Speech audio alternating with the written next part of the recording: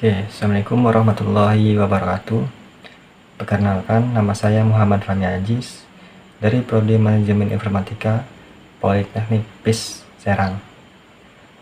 Kelas MI 20A, Studi Bahasa Indonesia.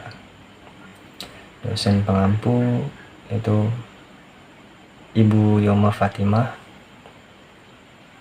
Tujuan saya membuat video ini untuk memenuhi tugas UTS dari beliau tentang yang pertama keterampilan menulis di perguruan tinggi, yang kedua keterampilan membaca di perguruan tinggi, yang ketiga keterampilan menyimak di perguruan tinggi, dan yang terakhir yang keempat keterampilan berbahasa di perguruan tinggi.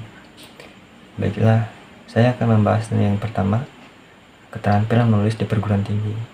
Keterampilan menulis di perguruan tinggi yaitu suatu proses menuangkan pikiran, pengalaman ke dalam lambang-lambang tulisan. Dan selanjutnya itu tujuan menulis. Tujuan menulis ada 6.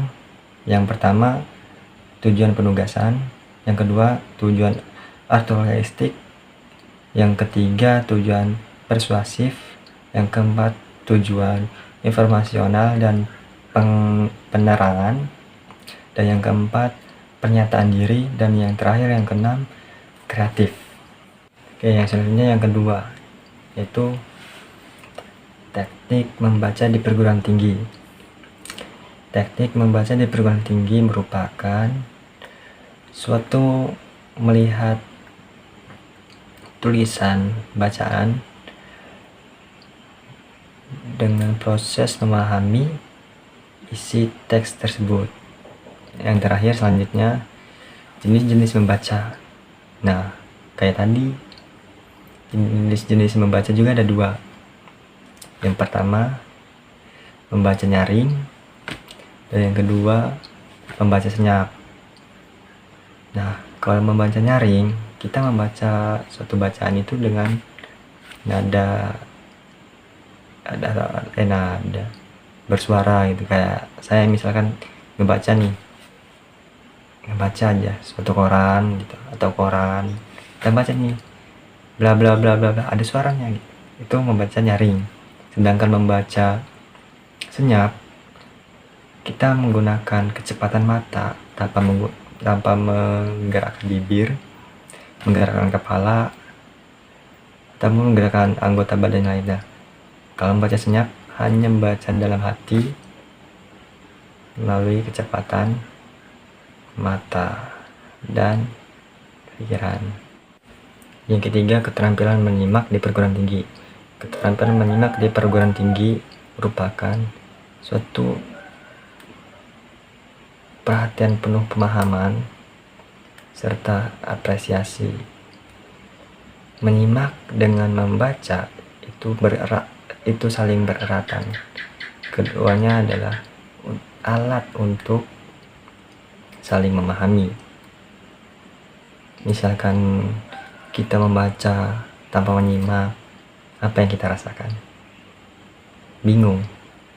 Kenapa yang 2 ini saling ada ikatan, ada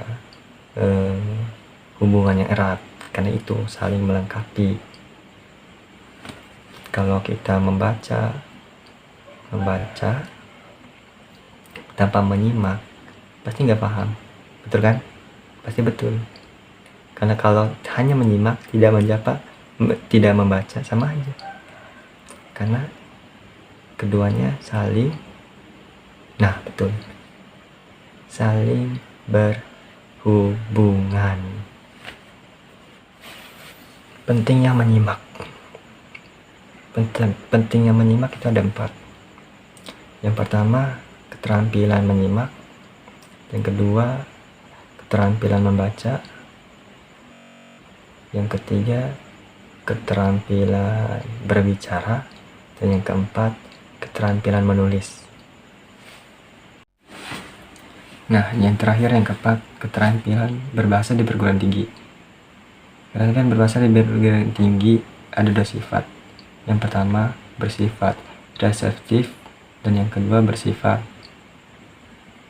produktif.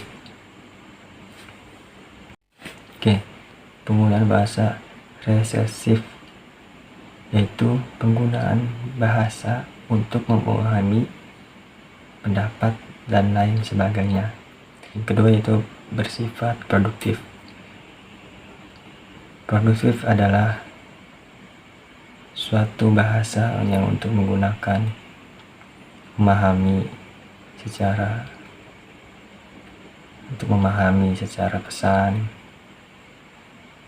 perasaan, gagasan, dan lain sebagainya. Ya, mungkin hanya itu saja yang bisa saya sampaikan. Kurang lebihnya mohon maaf. Wabillahi taufiq wal hidayah. Assalamualaikum warahmatullahi wabarakatuh. Jangan lupa like, comment, dan subscribe. Sampai jumpa.